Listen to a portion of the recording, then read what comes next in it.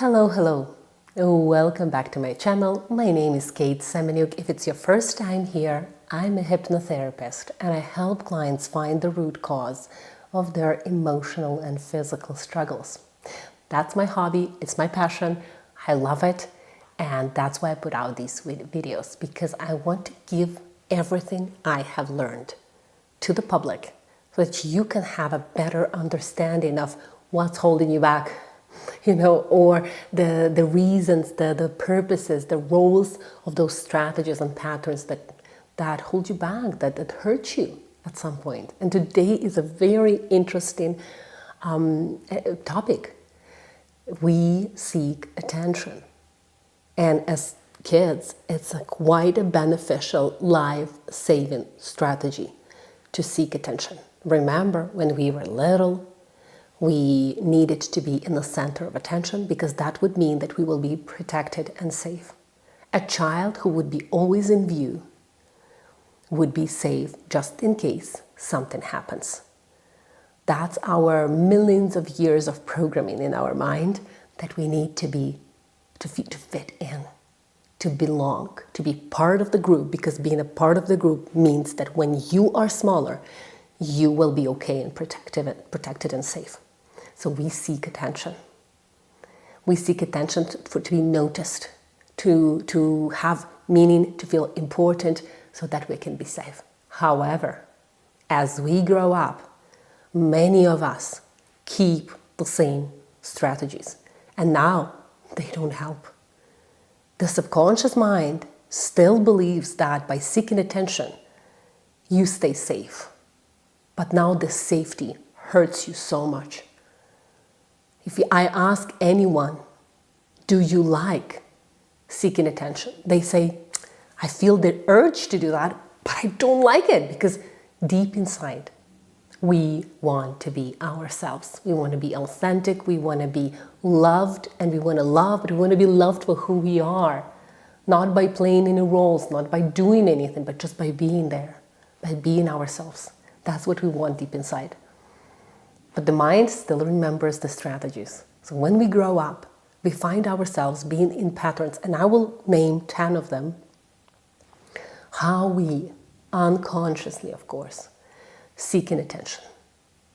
And when we become conscious of these patterns, they might hurt us even more, by the way. When we become conscious, that's the first step to healing. You start to become conscious, it's painful, you don't like it, but if you still didn't change anything, you still seek attention and you notice these patterns, it can become a bit more uncomfortable. But please go through that stage, because it's needed for you to go to the next stage when you actually do something about it. When you stop seeking attention and you stop playing any roles. So the first strategy and the first way how we seek attention as adults is victimizing. Society likes weak people. It will protect weak people. That's how the society is built. We are more drawn to helping those who are weaker, who are wounded, who are traumatized, which means that victimizing helps people being in the center of attention. That's also a survival strategy, by the way. By victimizing, we seek support. We seek protection. We seek understanding. We seek a feeling of importance, right? So we seek that same survival feeling, that need, the basic need that we have. I am safe, I am okay, and I'm loved. Usually we do things for two reasons, right? To experience love, to be loved and to be safe. And seeking attention, it fulfills both of them, but a bit on the surface, not deeply, genuinely, because we on a roller coaster. You become addicted to attention, which means that as soon as you get the attention by any of these ways, then you feel good. You feel, oh yeah, I'm good enough. I'm good enough, I'm confident. But as soon as you are at home by yourself and no one is paying attention to you, boom, you drift back into I'm worthless, I'm useless, I'm no one, I'm not needed, and then you go back to the same strategy, seeking attention with whatever strategy you chose. And here the victimizing is the one of those. When we are victimized and we know that we will be protected, we will have more compassion, we will have more empathy. And at some point, we might even notice that people get frustrated with us. If we are victimizing seek attention by victimizing, people get frustrated. Because 1, 2, 3 times is okay, but when we do it every single day, we create a huge burden for others as well. People feel like, I can't tell them the truth, can tell them directly that they are victimizing, but I also don't like to be around those people, because people who are victimizing, they are negative people. They're not that optimistic in life. So think about that strategy and how you use it in seeking attention. Another one is being a rebel, right? Getting in trouble. This is like a secondary benefit. So when we we become rebels, even when we're adults, because when we're kids, it's like a normal, it's experience in life. We form those roles. I'm difficult. I'm a difficult child. And sometimes even parents call us difficult. So we fulfill that. How parents call us, we're gonna fulfill that name that they call us. So sometimes when we grow up, we do the same. We're still rebels. We still rebel against society, rules, and we get in trouble, we get into fights, we have anger outbursts, we have rage. Right? We are rebels because that's how we make ourselves feel important. That's how we can feel and seek that attention indirectly, because subconscious mind does not understand between good or bad. It's the logic. Subconscious mind sees attention as attention. Whether it's a bad attention or good attention, it doesn't matter. It wants attention. It wants for people to, hey, look at me. Pay attention to me. I'm here. I have a right to be here, right? Unconsciously, people who are rebels, they're screaming for empathy, for compassion, for someone to hug them, for someone to understand them, to understand their pain. Because under rebellious attitude and behavior, there's always a lot of pain, a lot of neglect, a lot of I'm not heard, I'm not seen, right? I'm a bad person. These beliefs, right? If people can hug, these people who are rebels, it helps a lot. That's why we scream. We scream for attention, sometimes by that strategy. Another one is complaining. Complaining and staying in the same, very close to the victimizing, right? We are complaining about our life. As well, we can frustrate other people by that strategy, but we want to release the responsibility from us. This is the people who want the attention, right, by staying in the problem. If I stay in the problem, then I don't have to take responsibility for my life. And if I do take responsibility for my life, listen to this, subconscious mind will believe that if I take charge over my life, people will not pay attention to me. By complaining, people bring people in by sympathizing, right? Being empathetic, being compassionate, right? But at some point it stops working. At some point you start to be frustrated, and the people around you frustrated, and you don't understand why the strategy doesn't work anymore. Also, when we complain, we usually set the energetic message to the universe. This is my life, and I want to stay here. By complaining, we are not making things better, because subconscious mind believes that if I complain, right, maybe someone will help me. Maybe I'm going to get better. But consciously, I'm telling you, and what I've seen with clients, you're sending the message to the universe. I'm okay like that, and I want to stay in this pain. I'm okay with that. Complaining, right? By the way, when you complain about something that you want, for example, if you complain or judge or criticize some people, for example, rich people, wealthy people, money, when you criticize, you give the universe an understanding that I don't need it because it's bad for me. And the universe, okay, if it's bad for you, you won't have it. Remember that energetics is what we are, energy. And the energy you send is the energy you're going to receive. So by complaining, what kind of energy you are sending out? Complaining is very easy. It sets us, it's a very easy way to release to not take responsibility.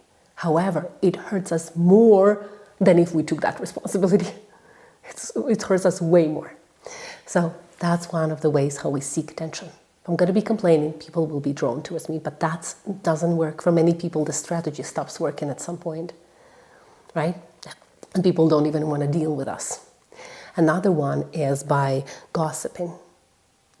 The way we gossip, we want to make ourselves the center of attention as well. That I know things, right? And if I know things, I am important to you. Remember, subconscious mind wants to feel important, wants to seek attention. And so by gossiping, by just talking about someone, creating stories. By the way, gossiping is only creating stories, right? It's not the truth, like never ever the truth. It's just the stories, right? Your interpretation of the event or of the person. So when we gossip, same. The mind is like, I'm important, I know something, and that's people will need me. People will need me if I have information. Sometimes people do another strategy is we want to make ourselves seem important. For example, by making decisions for others. Our caregivers, people pleasers as well, they seek attention by taking care of others. Overly taking care of others by not taking care of themselves, of course. But they make decisions. They become like, I'm a boss. I'm going to figure out everything, right? And if I'm going to be needed, if I'm important by taking care of others, they will not leave me. They will have me. They will keep me. That's from childhood. If I'm going to be good, you will keep me. That's the manifestation of that strategy in the adulthood. That's what it is. That promise to mommy, daddy, I'm going to be a good girl or a good boy if you keep me. I'm going to please you. I'm going to take care of you. If you can't take care of yourself, that's okay. I'm going to take care of you. The child's promise to their parents, please keep me, please love me, or to their caregivers as well. And so that's also a seeking attention. When we make decisions for others as well. If I make decisions for others, they will need me in the future. So you're kind of setting yourself a foundation for the future to be needed. But at some point, it hurts us so much because we exhaust our inner resources. We forget that we cannot control other people. We cannot control other people's attention to us. That's a very, very sad and unfulfilling life. Living life trying to control other people's attention towards you. You cannot be yourself. How can you be yourself if you have to think of all of those people and how to please them and how to seek that attention? So that's quite puts people into a lot of depression. Another one is interrupting. People seek attention, right, by talking a lot, by talking too much. Usually people who talk a lot, it's hard for them to listen. They interrupt. They don't hear, right? They don't listen. They wait for their turn to speak. The same, it's a seeking attention strategy. Once you understand that, by the way, once you learn this today, even in the video, you can recognize people, not only yourself, but you can look at other people, you can know, oh, that one is using this strategy, and that one is using, and there is no need to tell them that, because every person has to live their own experience based on their things. If you tell directly people, or you're seeking attention, trust me, that's not going to help in your relationship. That's going to just cause even more disconnection and distance. So there is no need to tell anyone that they're seeking attention. They will learn it through their experience. Another one is silent treatment. That's the strategy that our parents used. My parents used it. Maybe your parents used it. Silent treatment, and we start to use it. We don't talk to our loved ones. We don't talk to our children because they did something or behaved in a bad way. That's our interpretation, right? And so we will stop talking. And by not talking to them, you know that your kids love you. You know that they depend on you. That's a very harmful form of control, right? You know that kids depend on you. For example, if you have children and you use silent treatment, you know that they are dependent. You know that they have no other option but somehow adjust to you or somehow please you. the only way they can. So you know that, so that's how you seek attention. You want to make yourself important, better, superior. So when you had that as a child, by the way, if you were a child and you had silent treatment for your parents, you will start to have an overwhelming, overthinking mind. Why? Because in the silence, you start to think a lot. When your mom or dad are not talking to you for a couple of days, you start to create stories. The mind wants to resolve this conflict somehow. So you will create stories, and usually those stories will be based on guilt and shame and self-blame. That's me, I'm the problem, I am bad. Then you go and recognize it to your parents, and they finally, the parents like, okay, now you're bad, right? You will be punished or something. That's kind of a tricky manipulation that really causes a lot of trauma for us. So silent treatment, not talking to someone, right? Keeping the grudges as well. It's a seeking attention. It's a seeking attention strategy. We want to make ourselves feel superior and important. And when we are superior, we will be okay. We will survive, right? Not forgiving someone, so for example, as well, right? Another one is overworking. So workaholics, right? They want to feel needed. Any strategy that you use to seek attention is when you just want to feel needed. You want people to need you, to want you. So that's how we use it. So when we overwork as well, we want to prove something. I'm okay when I work hard. I'm okay. I'm going to prove you that I'm good enough. I don't feel good enough because usually people who want to prove something, they don't feel confident or enough or good enough, right? So I'm not enough, but I'm going to prove you that I'm enough. I'm going to work hard. I'm going to overwork. I'm going to do everything because I want you to need me. I want you to keep me in your life. That's how our subconscious mind works. Our subconscious mind tells us, let's do this so they will keep you in their life. That's how we seek attention. Another one is a very hidden one, is the phobias, right? When people have phobias in adult life, it could be as well seeking attention. Seeking attention strategy. I had people who had phobia of sitting at the table and eating in front of others. Right? They had huge, right? Huge kind of like anxiety, right? And when they found out that it's a seeking attention, even though they were anxious, they wanted to disappear from that table. It's a seeking attention strategy.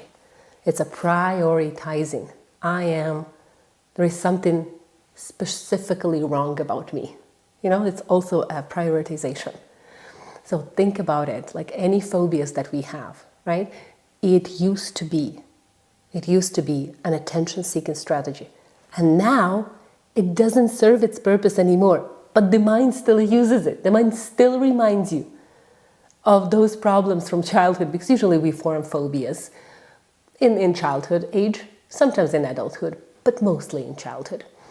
And so it's seeking attention. So find the root cause. Do the hypnotherapy session. Book your session. I can help you find it. It's a fascinating story. It can be done in one session. And another one is physical symptom. Another way how you seek attention is by really, literally. That's not a fake physical symptom. No. You actually develop strong physical illnesses to be needed and to be important and for someone to take care of you. Chronic pain, headaches. We want for someone to take care of us. We want to feel important. I had a wonderful client, and she told me that, Kate, I know I have chronic pain because if I don't, my husband will leave me. My husband will leave me. I will not be needed. So I need this chronic pain. She was so aware, right? Which hurt her even more. However, that's what her choice is. She said, I need this chronic pain because by this chronic pain, I keep my husband close to me. Otherwise, if I get better, if I start working, right? She doesn't even consider the option that maybe they would have great relationship. But no, she needs that in order to keep people close to her. And eventually that ends quite traumatic. That ends quite sad because usually you cannot manipulate people for a long time. Some people can maybe, but it's hard. And then if people awaken, they will drop that. They will release themselves of that manipulation. So we cannot manipulate people with our physical symptoms for a long time. But people develop headaches, chronic pains, being sick, hypochondriac as well. I am sick because when I'm sick, mommy doesn't go to work. And mommy doesn't go to work, she actually hugs me. Oh, that feels good. So the child remembers that. The child remembers the basic need of being loved and taken care of. And so we will get sick so that someone will take care of us. But in reality, we don't feel like that. People, like any of these strategies, you feel it maybe for a little bit, but not constantly.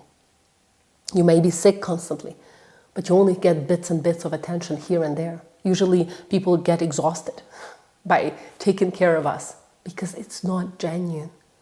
It's not genuine, that's it. So physical symptoms are a huge secondary benefit of any physical symptoms, especially headaches, chronic pain, being sick all the time, right? Is that seeking love, attention, and being taken care of. This is an ability, as I said, it's a childhood strategy. It's an ability to take care of yourself and to be that parent, be that loving caregiver for yourself. That's what we forget. So these are the strategies that we use in our life to seek attention. And usually they hurt us at some point, by the way. For somebody it's going to be at 35, for somebody it's going to be at 55 or at 78. Doesn't matter, it usually hits us really hard when we understand this strategy hurts me so much, way more than it actually serves the benefit. And when you understand that, that's the foundation for change. And I hope you do find the courage inside to look into yourself, because that's the ego will not like to look into these things. Remember, you're going to have resistance. Your mind will get so resistant to change. But if you do that, you will release and you will be free. Your ego will survive, don't worry. It's going to be there. But you will be free. You will be genuinely free, able to do what you want. Because usually when people come to see me and they seek attention, they usually just want inner peace. How can you be at peace if you are seeking attention? There is these two things they don't work together. They don't. If you're seeking attention, you're outwardly focused, which means that you're not taking care of your inner world. So how is that an inner peace? Think about it. Ask yourself a question. What do I want more? An attention from others, or live in an authentic, happy, joyful, fulfilling life? Both, it's like sitting on two chairs. You're going to be either sitting on one or the other, but not on two, and both together. So I hope that will help you. I hope the best way to come out of it is to understand, to give your subconscious mind an understanding that you don't need it anymore. That seeking attention was okay for survival when you were a kid, but right now you don't need it anymore. That right now you can pay yourself attention. You can give yourself that attention. It's such this is a full control over you. You are in full control of giving yourself attention. Isn't that the best way to control things? To be fully in control of giving yourself all that attention that you need. You are in control then. If you are seeking attention, you're out of control. So you have a conflict inside. I want to be in control, but I'm out of control. I want to be in control, but I'm out of control. And you're going to be fighting, having an inner conflict all the time. And inner conflicts create the biggest problems in our life. So I hope you will be able to ask yourself important questions and overcome that seeking attention strategy, because you deserve to live the life right now, feeling so free, without limitations, without desire to control someone or something, but being in control. I hope that will be helpful. I hope this video will give you some insights. I love you all. Be healthy, emotionally and physically. Bye.